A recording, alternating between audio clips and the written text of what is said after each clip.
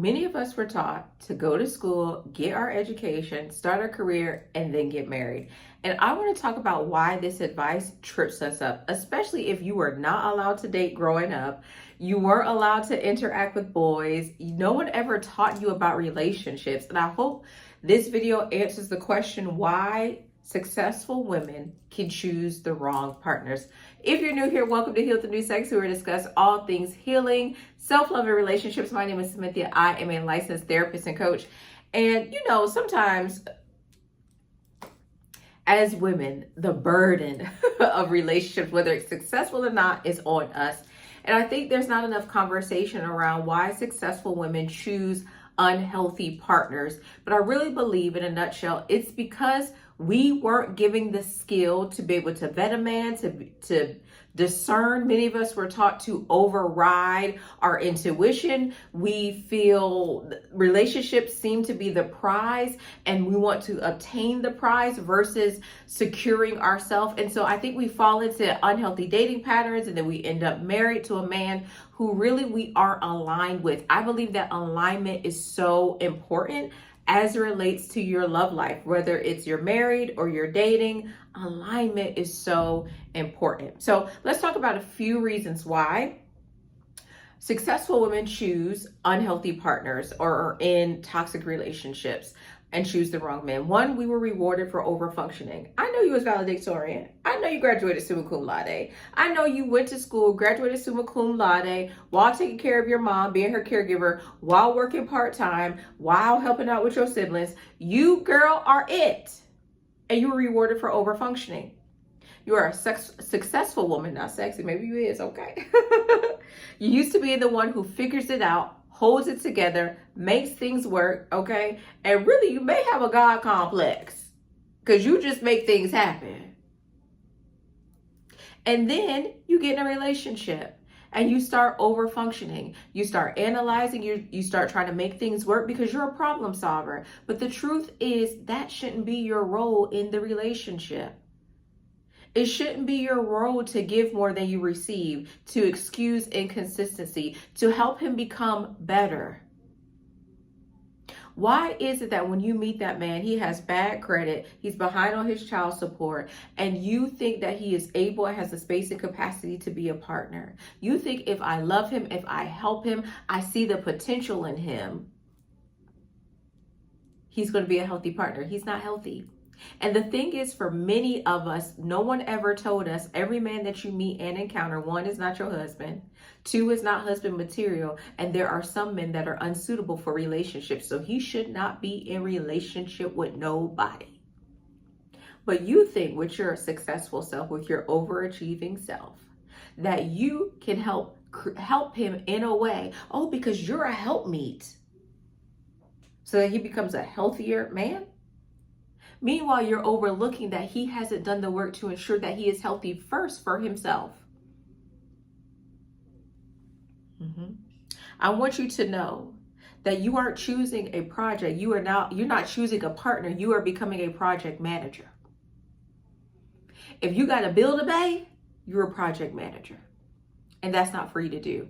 He should be healthy and ready for a relationship, and you should as well.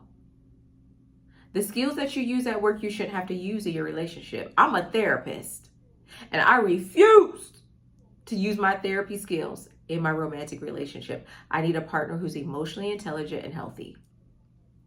Now, are there times where he may need some encouragement? Sure, absolutely. But if I gotta be using CBT and CPT and DBD and LMNOP, no sugar. The reason why successful women end up in unhealthy relationships or choose the wrong man is because that we choose potential. We confuse potential with alignment. Successful women are visionaries. I did that video. I'll put it up here. So we see what something could be. God created you with vision. So everything that you see ways in which it could be improved. And so with this man, you see how he could be improved. But that can be dangerous in dating. When you start choosing a man based off of what he could become, what he might do, how he could grow, instead of who he is right now. You need to accept who he is right now. You need to be able to love him in a way that if he never changed, you would be okay with him.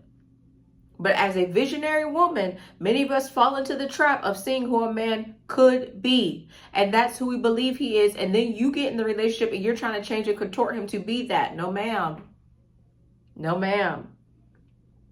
I want you to know, right, that the potential that you see, if he is not actively doing the work to become that man, because that's who he wants to come, not because you've had a conversation about how you see him and the greatness that you see in him and he can be those things. No, he is on the track to do that. Then you're setting yourself up for heartbreak. And you probably already know that because you're like, Cynthia, I got with this man. I could see all these great things that he could do. I believed in him. And then when he got there, he left me. Or he resents me for pushing him in that direction. No, don't allow you being a visionary woman to see something that's truly not there. You are projecting what you see onto him, but he has to make the decision to show up that way. And he should already show up that way before he becomes your partner, right? You have normalized emotional deprivation. A lot of high achieving women are used to functioning without support. You're used to putting whatever it is that you need to on your back and getting it done. You've learned how to self-soothe, how to self-motivate, how to self-provide. So when a man comes in and gives you just a little bit, it feels like enough. He is breadcrumbing you. But because you are used to doing so much on your own, you think that he's doing a lot. He's not even doing enough. He's doing the barest of minimum. And that excites you. Why? Because you are so used to doing so much on your own. You are so used to being neglected. Visionary women need to be taken care of in a very different way. If you are a woman and you know that you're a woman of purpose and you're building something, your man has to come into your life and he has to have a certain capacity for you and what it is that you're doing. You are building outside. Stop trying to build a man to be. If you have to build him, he will never have the capacity for you. He doesn't have it. He doesn't have the capacity to build his own dreams. He doesn't believe in himself. You on the other end are self-motivated. You may even be self-taught. And so you are doing all these things. You're trying to encourage him, baby. He don't have it. He doesn't have it. And the little bit that he gives you is not enough for you. That's why you get in the relationship and then you start to feel deprived because you realize that the pouring isn't the two of you pouring like this. It's just you pouring into him. And what it should be is God pouring into him, him pouring into you. And if you have children, you pouring into your children. But what it really is you in the center, God pouring into you, you pouring into him, and you pouring into your children if you have children. And then sometimes, especially with our kids, we give so much, and you may be giving so much to him that now you're depleted. You're out of order, boo. You're out of order. But I love you though. I love you though. Listen. He's giving you crumbs and you feel like that's connection and it's not. He doesn't have the capacity for you. This is the next thing. The reason why women choose the wrong man is because many of us were conditioned to be chosen, not to choose. That's why I talk about dating selfishly. That's why I talk about centering yourself. That's why I talk about those things, because what you want is important.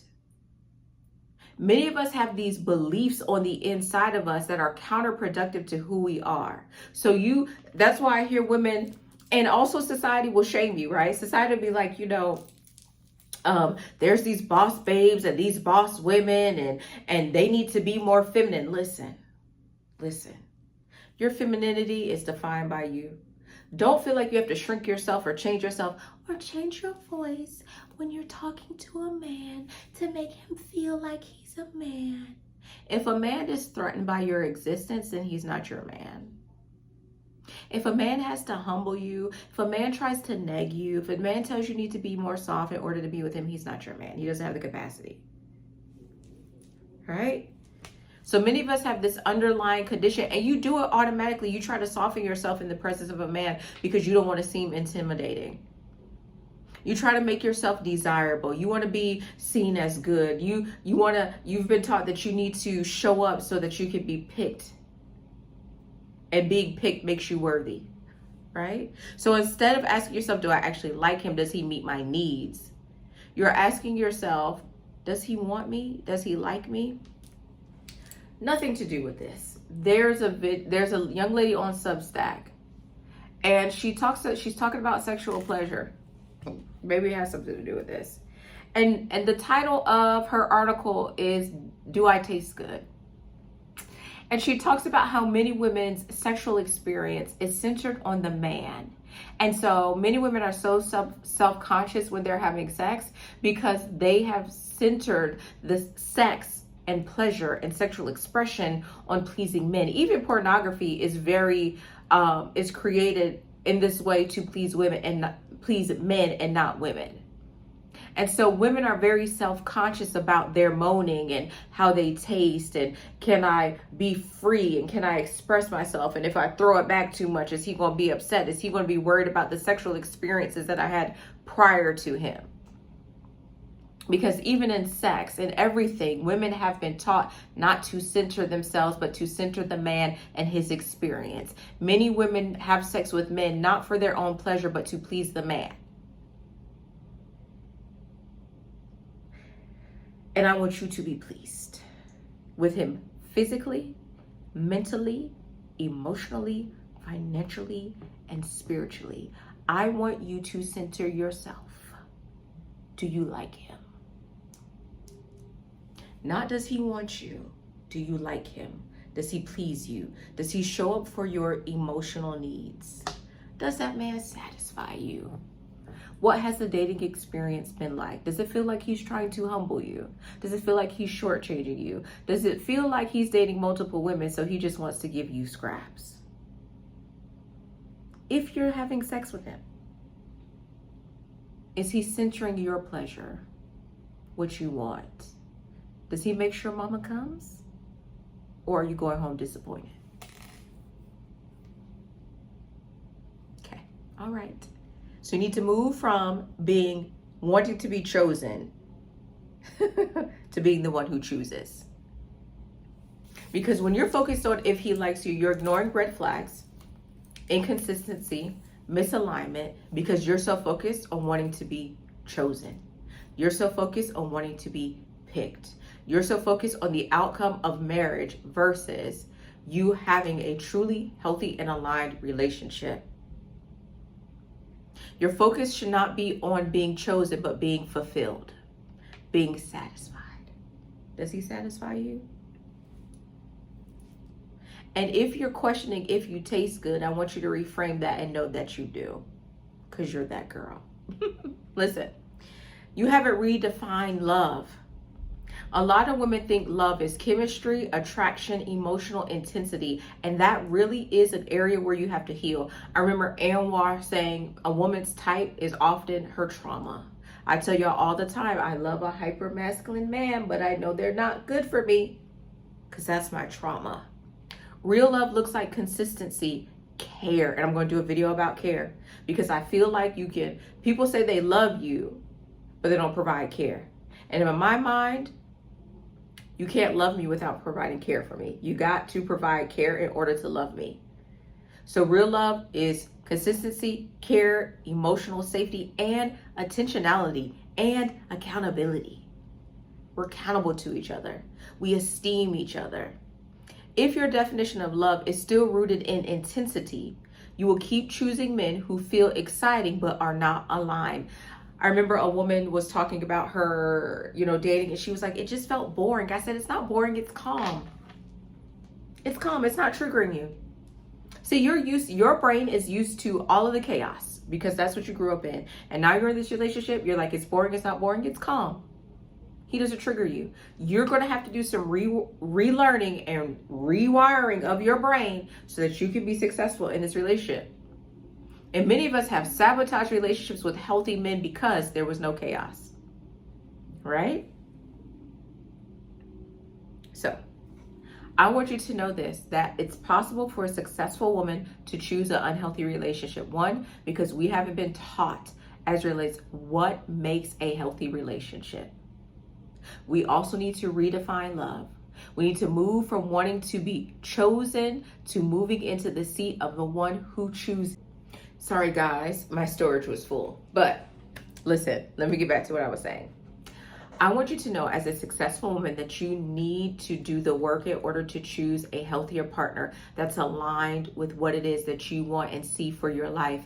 I know for many women, we were taught that once you get in a romantic relationship, it's really about what he wants, but your life has meaning and your life has purpose. The same skills that you have as relates to your career, you need different skills in order to be successful in your romantic relationship. And I want you to pursue those skills so that you can be successful. You deserve a love that satisfies your soul. You deserve a safe love. You deserve a love that is warm and inviting. You deserve to be seen and heard. You deserve a man that's going to be accountable to you. Do you understand? You deserve a man that sees you for who you are and loves you. All right.